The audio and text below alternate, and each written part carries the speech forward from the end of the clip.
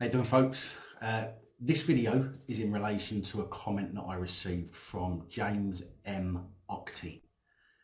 Today is the 5th of the 5th, 2019, and it's basically, James's comment says, police abusing powers. No doubt they will try something with his recent video. We're talking about somebody else, another YouTube channel here, of him finding £29,000 in a safe, but Jamie is just awesome. I respect that you're polite to the police. This is who he's talking about.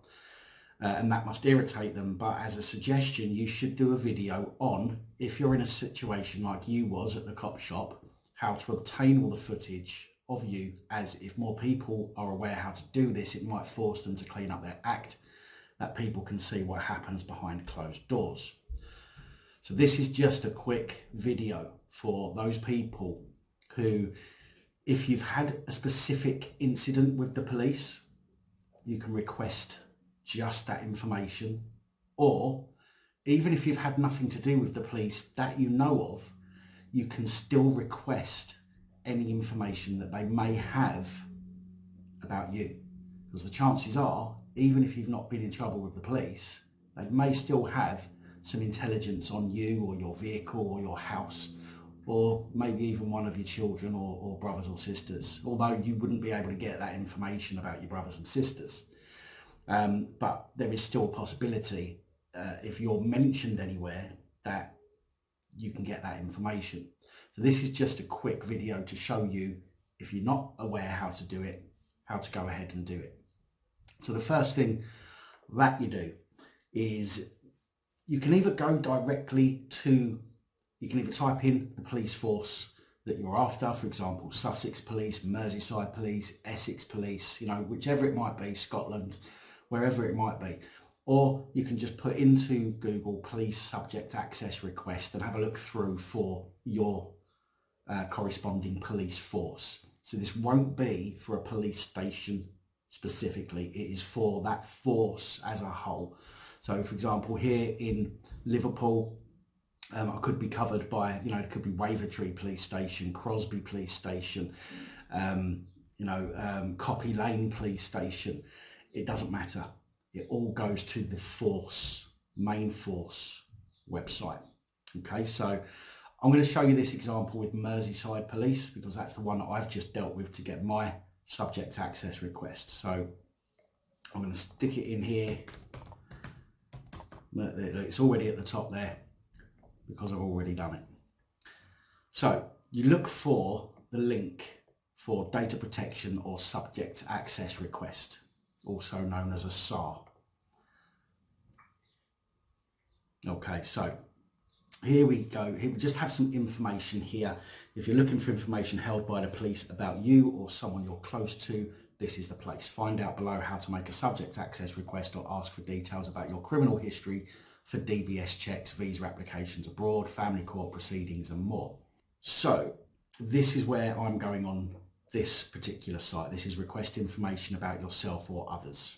Okay, so it says here, find out below how to request information the police hold on you. Now again, bearing in mind the different police forces will have a different website layout, but it will be similar wording to what is on here. So it should be quite easy still for you to be able to find the subject access request page that you need to download the document. In fact, some of them may allow you to fill it in online and then print it off because you have to have an actual signature. On a subject access request, you can't use an electronic signature.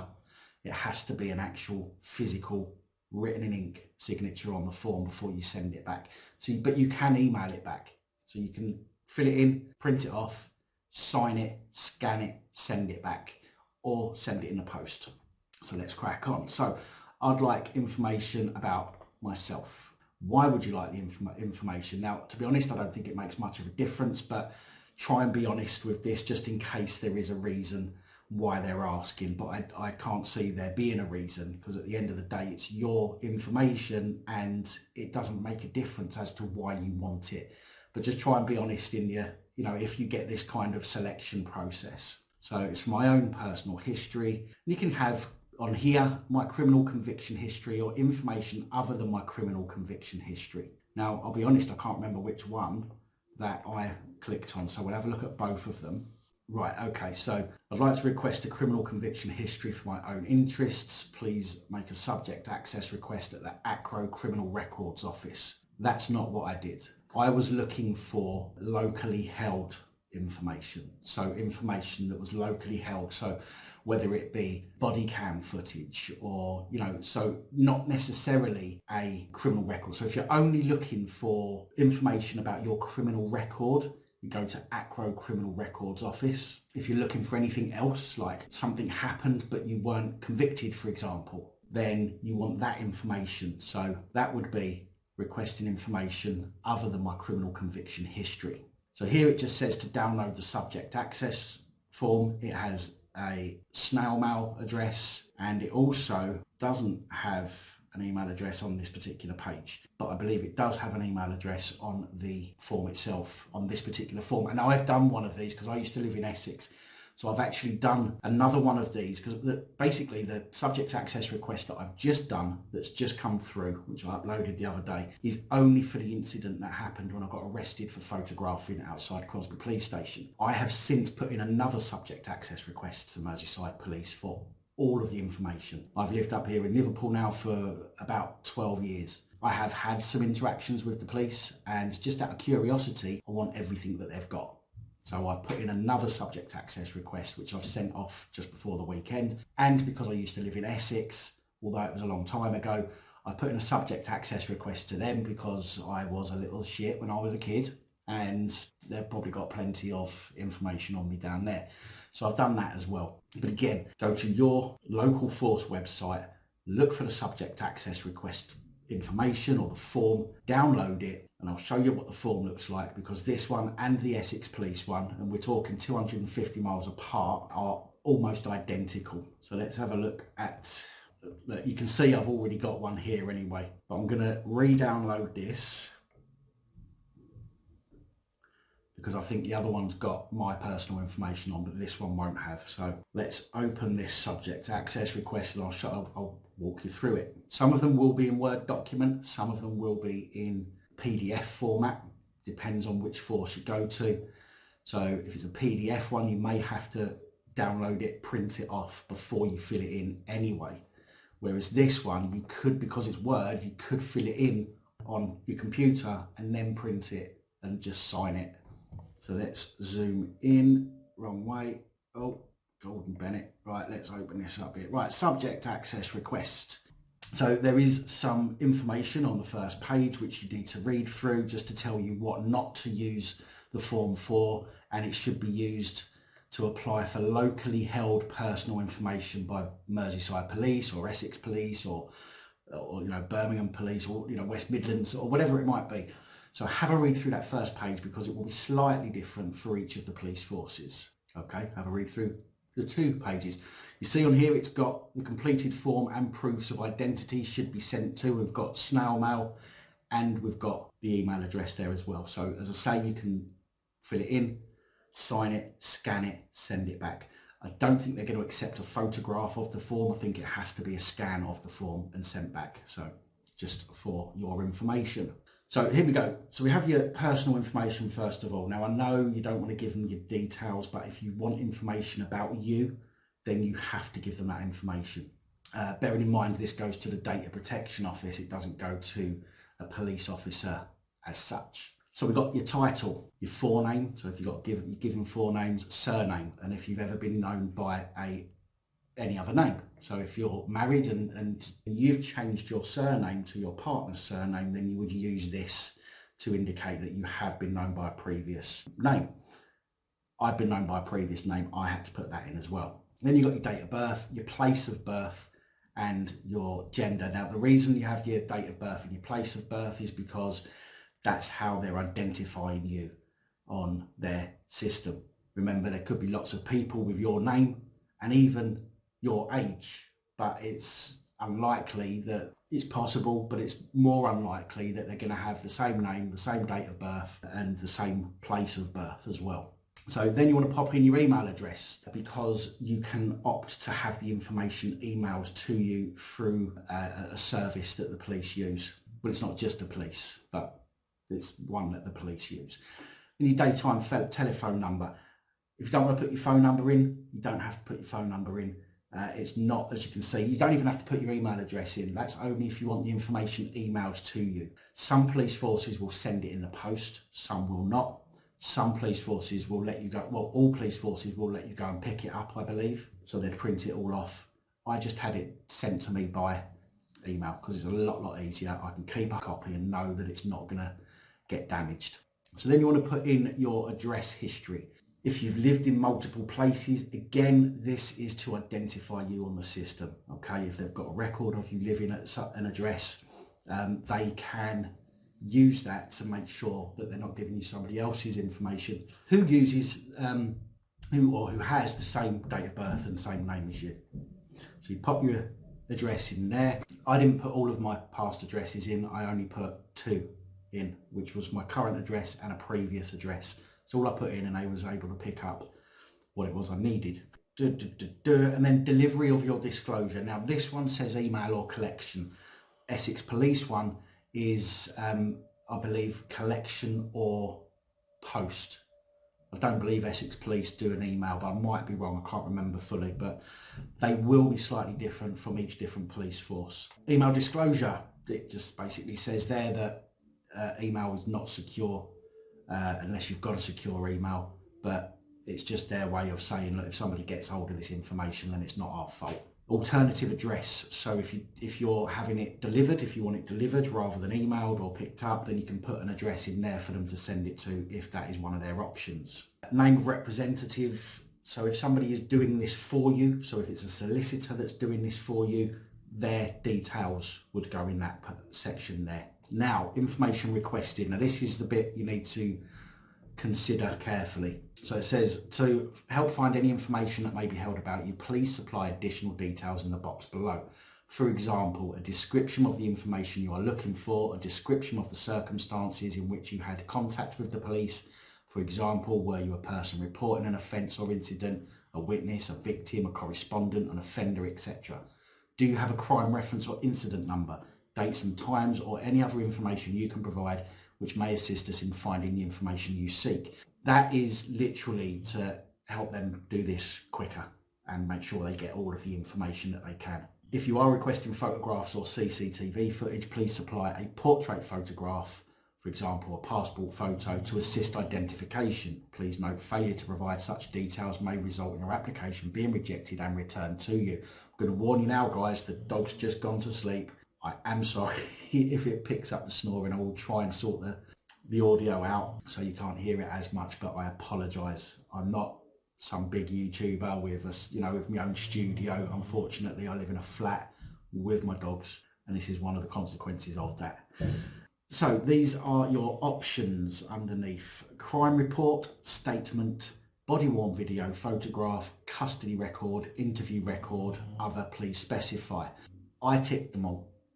I've done mine, I ticked them all. And I filled in the box underneath, just here, with additional information that I requested. And I will show you that information that I put into my subject access request. So I put in mine, as you see, I ticked all of them. And underneath I wrote, including Wirral Custody Suite and CCTV of incident, if any, from Crosby Station. But then I realised afterwards that I had not been particularly specific. So what I did at that point is sent them an email. And in that email, I specified in my SAR, I indicated that this was after I'd sent the form, and they sent me a receipt to say that they had received it. I then sent this email to them. In my subject access request, I indicated that I would like all information regarding me as from the 20th of February. I just want to clarify that within that information, I am also asking for any and all radio conversations between officers, all ranks, and between officers, all ranks, and the control room, in which I or the incident with this incident number are mentioned. Any and all digital communication between any member of Merseyside Police, all ranks, including emails in which I or the incident with incident number are mentioned. Any and all details of complaints made to the police, be it from other police officers, all ranks, or members of the public in which I or the incident with this incident number are mentioned. any and all CCTV from Crosby Police Station pertaining to myself and the incident with this incident number. I know I've mentioned body-worn video of all the officers who were filming the incident and Royal Custody CCTV. I just wanted to clarify exactly what I need from the subject access request. And they said fine. They emailed me back and they said that's absolutely fine. Unfortunately, I haven't got all the information. I have emailed them since. This can happen. I have emailed them before the weekend. I'm waiting for them to come back tomorrow, well, Tuesday, and get back to me and let me know why they've not supplied me with all the information. At which point, if they have a poor reason or no reason, then I'll go to the ICO and I will get them to deal with it for me. But you have to be as specific as you can. If you've got an incident, specific incident, and there's an incident number that you've got, put it down. They don't give you a lot of space here to write things in. I would suggest, if that's the case, get a separate piece of paper. Try not to do what I did, because it was a lot of backwards and forwards.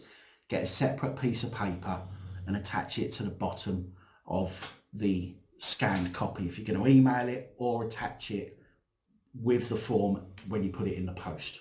But try and be as specific as possible. Any and all is a great phrase to use. Any and all digital communication. Any and all radio communications. Digital communications is telephone calls, is emails, okay? Because we know that police officers talk to each other, you know, through their intranet, and they, you know, send each other porno clips. No, they send each other things through email to, you know, to talk about people, and that is all relevant to you. If it's got your name in it, it's relevant to you. And then at the end, it just says about, have you been asked by someone to apply for information about cautions, etc. You don't have to answer that. And it will not affect your request. As always, you only give the information that you need to give, and then you sign and date it. And you do need identification when you send this off. So you are going to need your driving license, a copy of your driving license, not originals. Never send originals. Copy of your driving license, copy of your passport, you know, one or the other. A letter or utility bill dated within the last 3 months, a bank statement, redact it all apart from the address and the date and where it's from, okay? So obviously you don't want the police to know about your finances, so never give them a full page of your bank statement. Only give them what they want, which is they want to see a letter with your name, recent date, leave the logo on there, okay? So they can verify that it is from a legitimate company, business, utility company, bank, or whatever it might be. But again, never give information that you don't need to give in that respect. Very, very simple to do this. And it only takes 10 minutes to fill the form in. If that, get it posted same day. The police then have either 28 days or 30 days the day after they receive it. It's not from the day they receive it, it's the day after they receive it. So it has to be a full day. So if I sent it on Tuesday and they received it on Wednesday, because they're receiving it Wednesday, the first full day from them would be the following day. So it'd be Thursday would be day one, okay? And then they have 28 days or 30 days to process your request. They can ask for an extension if you're asking for a lot of information, but generally the ICO say that there shouldn't really be a reason why they need to extend it. They think that 30 days is more than long enough in order to be able to produce all the information you need, providing you've been as accurate as possible and as detailed as possible with what you want. Again, sometimes you won't get all of the information that you've asked for. I would suggest, like I'm doing, chase it up. Don't just forget about it. If you think or if you know that there is definitely more information, as I do, you can see in my clips from my subject access request with the body worn footage and my footage as well, you can see there are, you know, the first PC Marshal had his camera on, and I believe two other officers had their camera on. Police woman took photo or film with me with a mobile phone, which I've not received. I asked for CCTV footage in my revisit to Crosby Station video, you can clearly see that there's a camera spinning round. I went back to see if there was a camera. There was a camera. I've asked for that footage. I haven't got it. Also, there are statements, I believe, from the inspector, which should be in there, a statement from the sergeant, which should be in there. I did have interactions with another police officer that drove up, spoke to me through the window and then drove off. The first police officer, PC Marshall, there's no incident report from him or witness statement. So there are things that are missing, but I will not, and you shouldn't, just forget about it. So if you're going to do one of these subject access requests for your information, it is really, really easy. And now, unlike before, you don't have to pay for it. Before, you used to have to pay them a tenner, but now you don't. Okay, so I suggest, if you're interested, just out of curiosity, if the police have anything on you, do one of these. If you have been involved in an incident and you want the footage, you want to know what information they have on you, fill one of these forms in and send it off. Every police force has got their own form. They're all basically the same, but some slight changes on there. So you will have to go to your force website and get the subject access request. So I do hope this has been of some use to people. I know you can look it up online and things like that, but we've got a great community here, and I just wanted to be able to make things as easy as possible for you. And if I can, explain how to do this, make it easy for you, because you're worried that it's a headache to do, or you might be afraid to do it for whatever reason, then I hope that I've been able to allay those fears and give you the push that you need in order to find out if and what your local or any local police force has on you. So remember, if you've lived somewhere else in a different area, or if you've been arrested by a different area, you have to do a separate subject access request for them. So for example, if I'd have been arrested in Cheshire, the other side of the River Mersey, I would have to do, because it's a separate police force to Merseyside, I would have to then do a separate subject access request for Cheshire Police, and you would have to do the same. Okay, so there we go. I hope this has been of some use to you. Remember, very easy to find the subject access request form, very simple to fill in. All you need to do is, in most cases, download it. Well, in all cases, you've got to download it, print it off, sign it with a wet ink signature, get some copies of your identification, fill it in as I've explained, send it off by email or by post. So there we go. Have at it, boys and girls. Let us know if you find anything interesting. Until next time, see you again.